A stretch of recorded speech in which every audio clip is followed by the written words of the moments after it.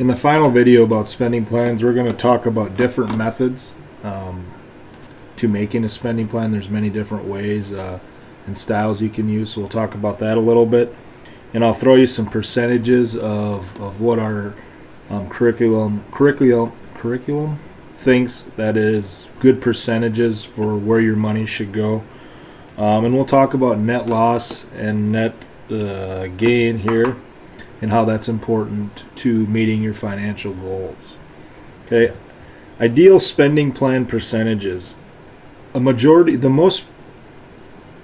of your money let me reword that.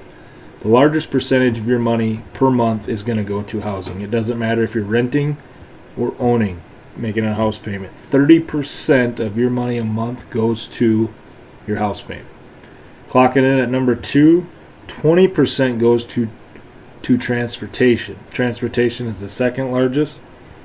Then they put other in there at 18%. That could be, grocery shopping, entertainment, any hobbies, things like that.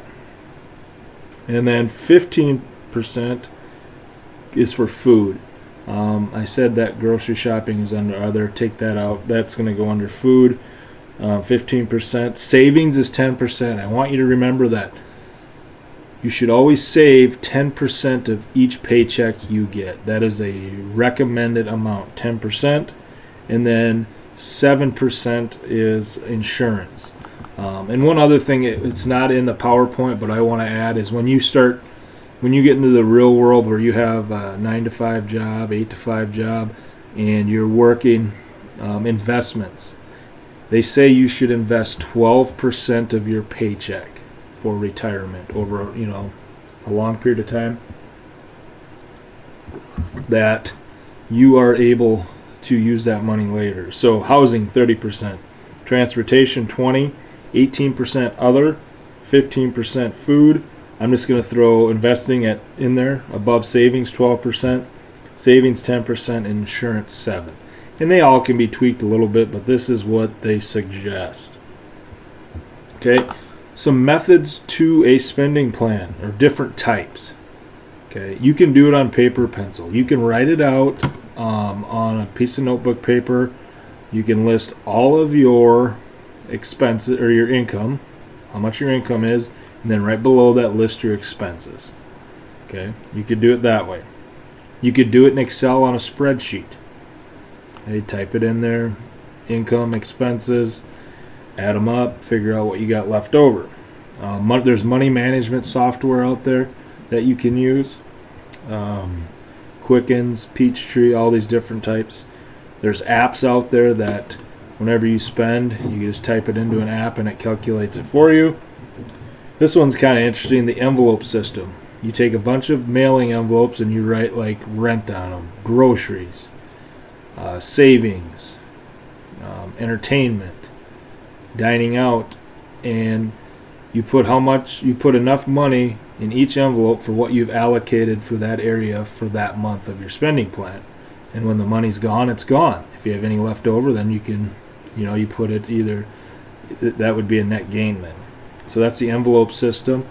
And then you have online banking. A lot of online banking, like Wells Fargo has a thing in their online banking. It'll track anytime you swipe that card, it'll track where your money's going, and then it'll make you a nice little pie chart. And when we do a personal spending plan and show you how to do that in Excel, you will add a chart to that, and you can kind of get a pie chart. You can see where your money's going. So those 6 things are different methods you can use for a spending plan. One of those 6 should be able to suit you any way possible.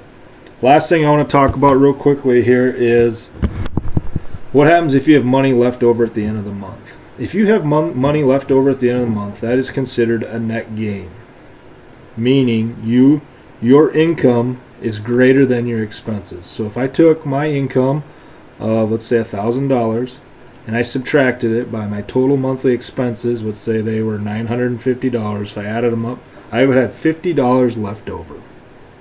Okay, that would be a net gain. Okay, and you could maybe throw that money into savings, or you could just keep it in your checking account and carry it over to the next spending plan period, and you have a little more to work with for the next time. A net loss is when I spend more than what I make. So if my paycheck's $1,000, my income's $1,000, but my expenses were $1,100, I would be $100 in the hole. That would be a net loss. You want to avoid that. If it happens once every like 7, 8, 9, 10 months, that's okay. Especially if you've had a net gain those other months and you carry the net gain money over to the next month. But if that happens every month, you keep digging yourself deeper into a hole. Maybe you got to pull from savings, things of that nature. It's just no good. Okay, so hopefully this gives you a good idea about spending plans and how they're important. Great way to manage your money. Big thing is it's an eye-opener to see where your money goes. And if you're having a hard time making it to the next paycheck, having money in your account, this can show you why and help you change things. It can also help you stay on track with your financial goals.